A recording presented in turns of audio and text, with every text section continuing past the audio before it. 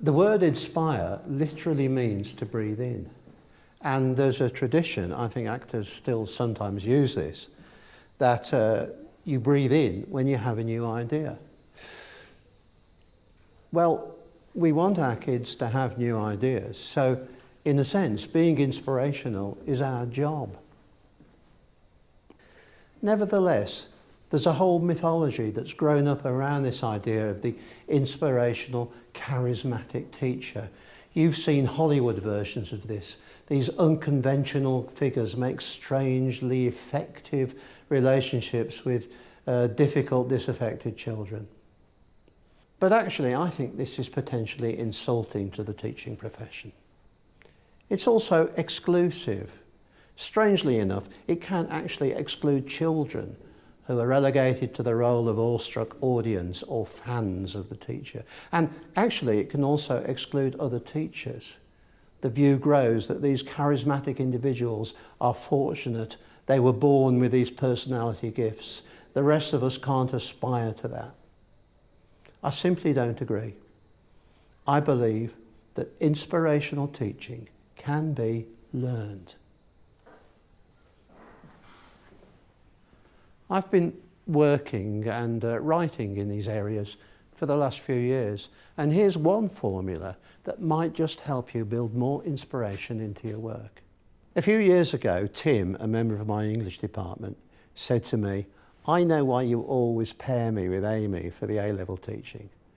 It's because she's really creative and I'm really well organised, and between the two of us, we make a perfect teacher." He was absolutely right. Teaching's full of these paradoxes that we need to resolve. For example, trainee teachers are always told very early on to be firm and friendly, which perhaps isn't as easy as it sounds, but it's one of these paradoxes that we need to make sense of in the classroom to create what I'm calling a sort of dynamic tension. I'm suggesting that you think about what teachers do in classrooms in terms of opposites. And it might be helpful to position yourself on those continuums and to consider how you might pull yourself towards the other end of the continuum, not working at one end, not working in the middle, but somehow drawing both ends together, being Tim and Amy. For example, are you an expert teacher or an interactive teacher?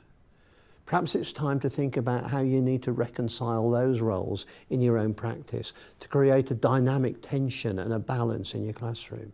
What have they won the right to do? The expert teacher stands at the centre front. He has strong subject knowledge and probably strong subject enthusiasm. The children can sometimes find it heavy going. He tends to talk more than he listens, although some others appreciate knowing where they are, understanding what's going on, and think that they're going to get pretty good examination results. What's this woman doing?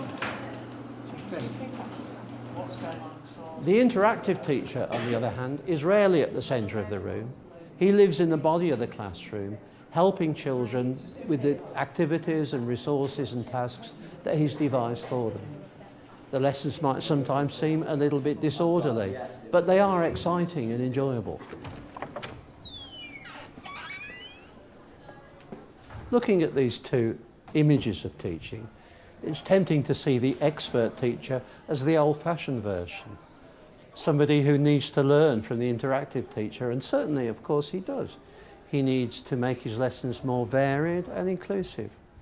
But it's also possible, of course, that if you see yourself as predominantly an interactive teacher, perhaps it's time to think about the other end of that continuum and how the expert might have something to tell you about pace and structure in your lesson. What I'm suggesting is that you think about these opposites as continuums. You position yourself on the continuum and then you consider, how you might make contact with the other side.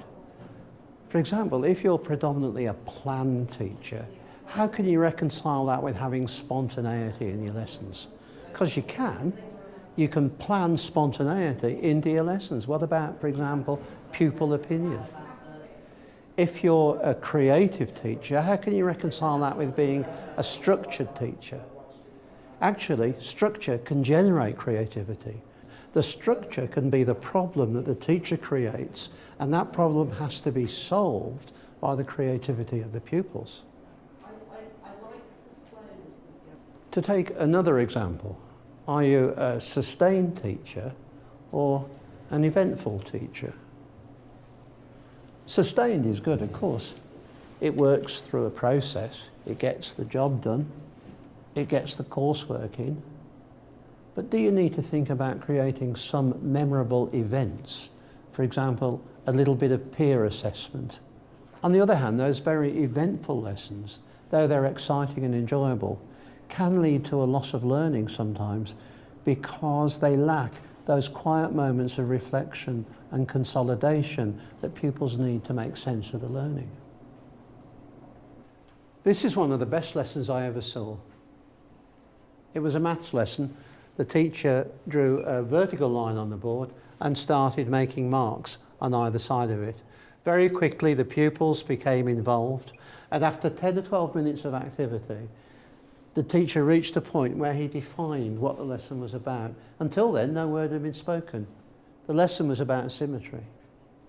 I thought it was effective because he didn't just define the word then apply it. He led them towards an understanding of that very abstract idea of symmetry from the very concrete beginning of marks on a board that they could all see and remember. This was a genuinely inspirational lesson, and I'm sure that was because this maths teacher reconciled those opposites of the concrete and the abstract. I'm suggesting to you that if you can identify some of those paradoxes, some of those continuums, and we've talked about some of them today, the expert but interactive teacher, the sustained but eventful teacher, you can position yourself on one of those lines and try and make contact with the other side. And if you can manage that, perhaps you can grow inspiration in your own practice.